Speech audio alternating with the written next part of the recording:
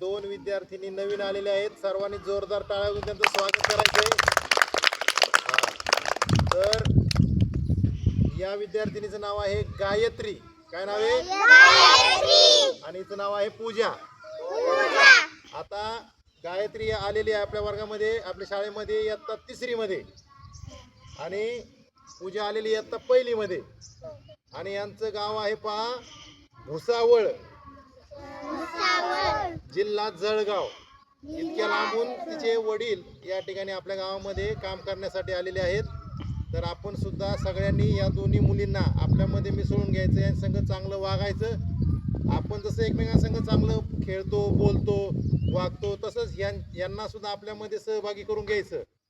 आणि यांना सुद्धा आपली शाळा, जशी तुम्हाला शाळा आवडते ना, तशीच यांना सुद्धा आपली शाळा आवडली पाहिजे. अशा पद्धतीनं यांना आपण सगळ्यांनी सहकार्य करायचा.